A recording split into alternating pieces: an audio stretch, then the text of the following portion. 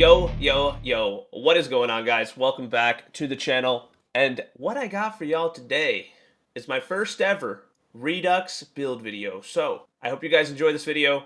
I'm really excited about it. It's super fun. You guys can kind of already see what classes I got going based on my Dragon's Aura here and the name right there, Blight Knight. So it is a Blightcaller and a Clawbringer build. Now, mind you guys, some of the gear that I'm going to share is actually going to be all based off of the Redux mod, but in the inventory I do have a couple of things from the base game, so you don't have to use that. That's just stuff I had on my character previously.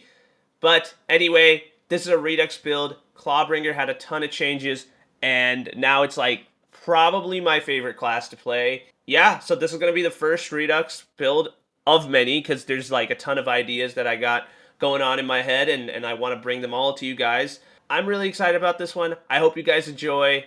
Let's get right into it. Alright guys, so kicking it off with the skill tree here. So we got a ton of things going on. We are going all the way through Clawbringer. Before, Clawbringer was like useless. Well, not useless, but it only had a couple of things that really helped us. But now it's like completely changed. There's so many things that I like here that I think are worth going down the skill tree for. So that's exactly what we did. So let's go ahead and hop right into it. Starting off, we got 5 out of 5 in Oath of Fire. This is going to give us a bonus fire damage. It's very nice. You're going to passively get this with everything, or sorry, with just your guns. I love this skill just for the purposes of proccing Awe. We don't really care too much about our fire damage, even though it is going to, give us some kind of assistance. We're mainly going into lightning damage. The fire is going to help us with a few other things along the way. Next, we got Dragon's Aura. We got fire damage. We got lightning damage. Those are elemental. We got plus 25 elemental damage. This is going to give us a flat increase all across the board. Next is Dedication. This is going to help us with getting our cooldown back for our action skill. It kind of goes hand in hand with the Blightcaller tree, because Blightcaller likes to keep its shields. That's exactly what we're going to do. We're going to keep our shields. We're going to have more action skill cooldown. We only put 3 points in here because we had other places where we wanted to put the rest. But if you don't want to, use some of the points that we have down in the Clawbringer tree, you could max this out theoretically, and it would be perfectly fine. You're still going to do a ton of damage, so it's not like you're going to lose damage by not going into some of those skills. Next, we have Dragon's Fury. Now, really, Dragon's Fury isn't going to be helping us too much when we are using Cleansing Flames. Okay, sorry, and I forgot to mention this at the start of this whole skill tree review. Basically, the two action skills that we enjoy using here are Cleansing Flames and Plague Storm. Plague Storm more so for bossing. Cleansing Flame, you can actually get the cooldown relatively quick because of Dedication, so we like to use this for mobbing. Yeah, so the ability damage that we get from Dragon's Fury is actually going to help us a ton with Cleansing Flames, and more so with Plague Storm, because Plague Storm just does a ton of ability damage. But this is a new skill tree, or skill here, with the Clawbringer skill tree. Dragon's Fury basically gives us 10% extra ability damage per matching elemental item. So that means if you're running all shock, you're going to get plus 70 if you have everything shock. That includes the shield, your spell, all your guns, and your melee weapon. So that is exactly what we're doing. We're running all lightning weapons, all shock, whatever you want to call it. And it's giving us a 70% increase to our ability damage, which is really, really nice. It's going to help us with a small amount of damage here, but a ton of damage with Plague Storm. Next, we have Firebolt. This is the same as what we had previously. Going to give us an extra 10% gun damage when we have our Wyvern deal that Firebolt, whatever it is. That doesn't really matter. The 10% damage is what we care about. And now, the big 1-point skill, which really they should have made this 5, and I would have been perfectly fine with it. Storm Breath. Storm Breath is literally giving us so much lightning damage. Basically, when you use lightning weapons, you're going to get this lightning damage bonus of 20% from all your other non-lightning damage boosts. So it even tells us right there, we have a boost of 124% to our base lightning damage, which is super, super nice. This is going to give us a ton of damage. Next, we have Awe. We have 3 from our normal points and then 3 from our armor or the class mod. Sorry, I was completely forgetting it. Armor or class mod, whatever you want to call it. So awe actually got reverted to what it was pre-nerf. That's what I've been told. That's what I want to believe because of all the damage we're bringing out. And so it's super nice. It's giving us a ton of damage. We got 3 extra in there, so we're getting a huge bonus. So we have, whenever you deal fire damage, you're going to get a bonus to your crit damage. And then when you deal lightning damage, you're going to get a bonus to your crit chance. If it is pre-nerfed, it's doing much more than what it says on the card here. And you literally have it all the time. You start shooting an enemy, Oath of Fire is going to give you the fire damage. Obviously, we're using lightning damage, so you're going to get the bonus crit chance from that. It's literally 100% uptime.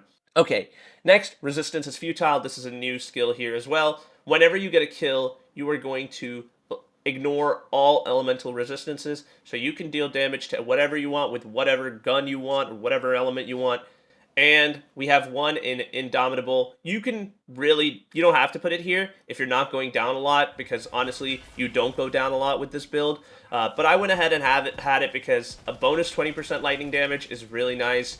And for the off chance that I do go down, I can go ahead and get back up and have that 20% bonus for like 20 seconds, which is like really nice. This is a nice little one pointer to have. You can move it around again. It's not like an absolutely must. I would say Awe is a must, Storm Breath is a must, Firebolt kind of a must, and Oath of Fire. So those are the musts, and obviously you're gonna put Dragon Aura, but those are the few skills that you definitely want to have. The rest you can kind of play around with. And then last but not least, we put 1 point into Soulfire. It's going to give a debuff to our Fire and Lightning, which is exactly what we're using. So just smack an enemy with your Cleansing Flames, start shooting at them. They do have a debuff applied. It's really nice. It's only 8 seconds, but it does work, and you can go ahead and mob freely with this. You don't have to like worry about the cooldown. It's not too long. Hopping into Blightcaller. So Blightcaller is pretty cool because we are trying to take advantage of its ability to keep our max ward at its max capacity. So starting off, we have Wraithmail. This is going to help us a little bit with that. Basically, you get a kill, you restore 21% of your ward, but that alone is not going to be enough. So we do have Amped Up. We are dealing lightning damage. Amped Up basically restores your ward. And honestly, I feel like this card here, where it says 1.5% per second, is like a complete lie. Because for some reason, I'm able to restore my ward like super quick. So I love having this skill. I literally just like am able to keep my ward almost at 100% all the time. And because of that, we're also using Flawless Edge. We put 5 out of 5 points in here. When your ward is full, you have a bonus of 30% to all your damage. So a no-brainer. If we're keeping our ward full with Wraithmail and Amped Up, we should be getting this bonus. We put 3 in Geist in the Shell. Geist in the Shell is more so to help us with our Bog Down. Bog Down is going to apply Soak to our enemies. I know that it's going to give sort of a negative to our fire damage, but because we're dealing so much more lightning damage and getting a bonus to that, it's going to be much more beneficial than like the decrease to our fire damage. Perfectly fine. I don't mind it at all. And the Geist in the Shell is going to give us that poison status effect that's going to help us proc Bog Down.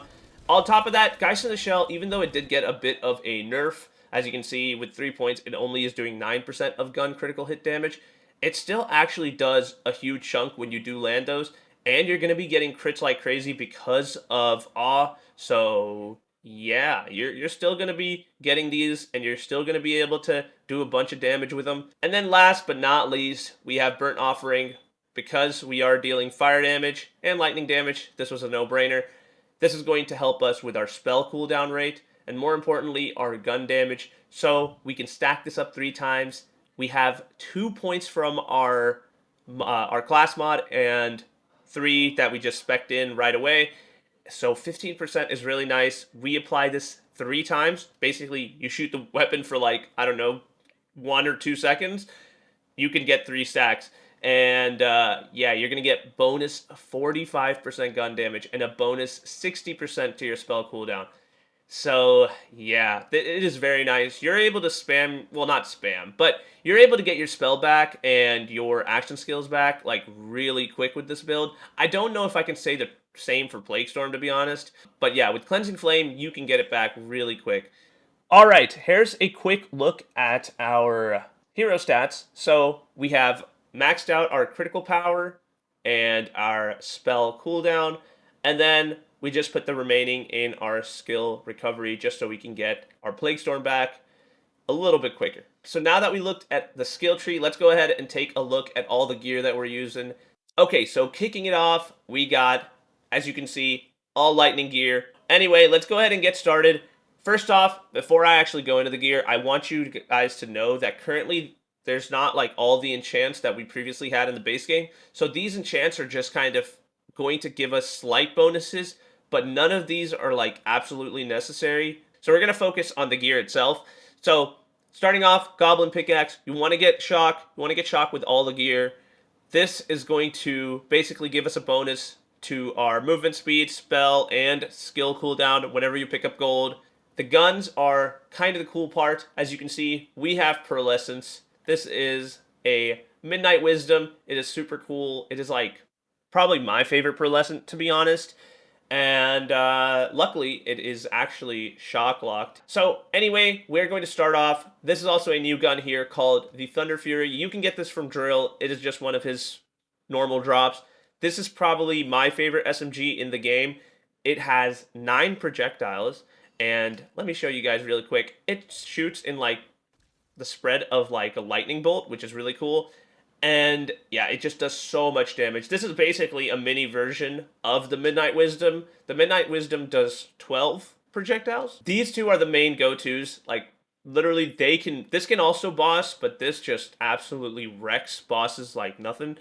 I would recommend using it in burst. Full auto is like very slow, but burst you can just spam this like crazy, and it has a really good reload, as you guys can see. But yeah, the Thunder Fury, use it for mobbing.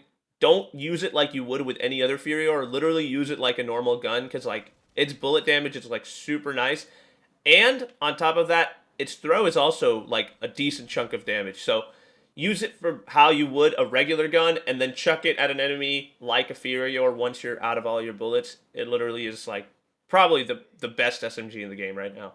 At least in my opinion. I might have not tested everything. Anyway, next we have the Live Wire. The Live Wire is nice for chains, and because we're doing so much damage, it actually is pretty effective in mobbing. And then last but not least, we have the Catatumbo. The Catatumbo only had 2 bullets as far as I'm aware in the base game, but they've buffed it in Redux, so now it can actually hold 5 bullets.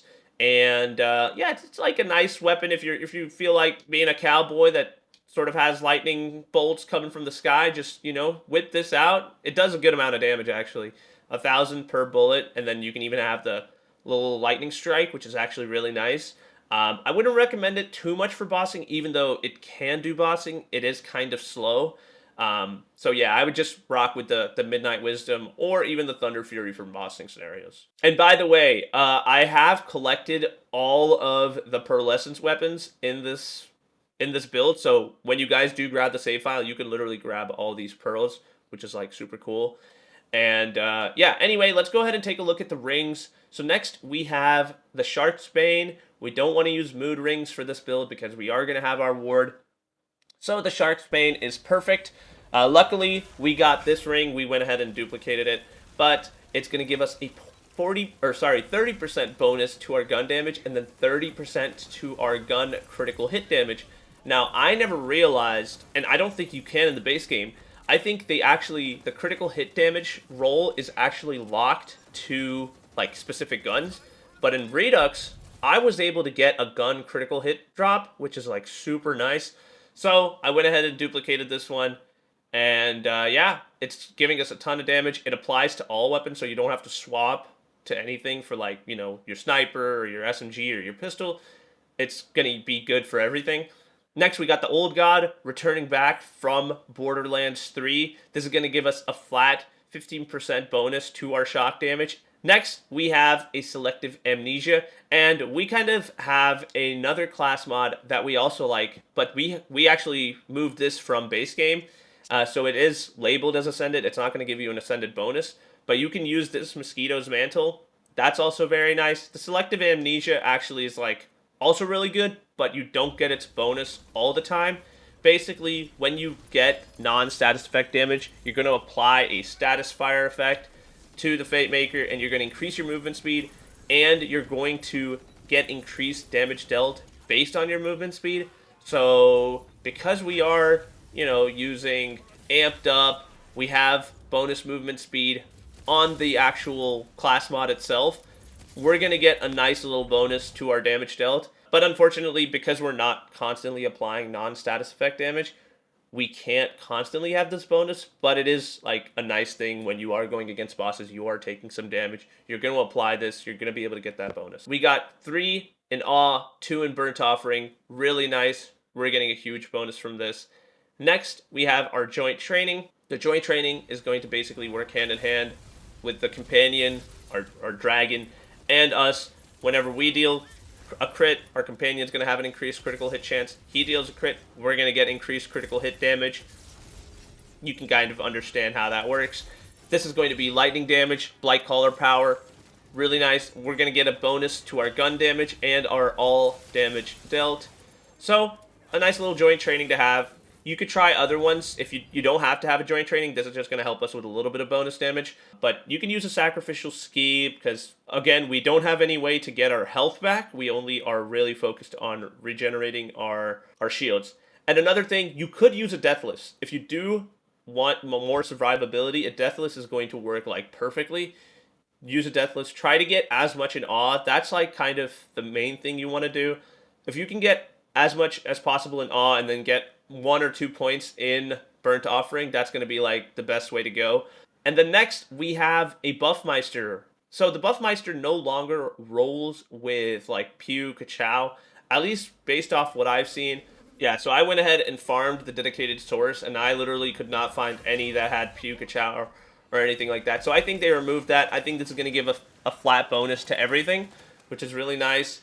And I tried to farm one with 2 spell charges. I literally just had no luck. But it's fine because we're still going to be able to get it back quick. Don't worry about the enchants again. Just have a Shock Buffmeister. It's going to give us a bonus. And yeah, that's pretty much it for the gear. A few other things that you could use. This is from our base game. You could use a Gyre if you find one of those. Sword Explosions. We have all of the pearlescent weapons. Of course, you're not going to use them with this build, but you can basically transfer them if you want. You can use them for any other build if you don't want to go and farm. But yeah, I went ahead and got all of them, including the shields, actually. So we can show you guys that really quickly. Let me scroll down. There we go. Those are all the shields. And another little bonus. So somebody made this weapon for me. It is a Nightshade that is like the ×4 variant, but in shock. Like, it's not cryo. So, if you want to have fun, if you really like the Nightshade like me, and you want it for all the elements, here's a shock one for you.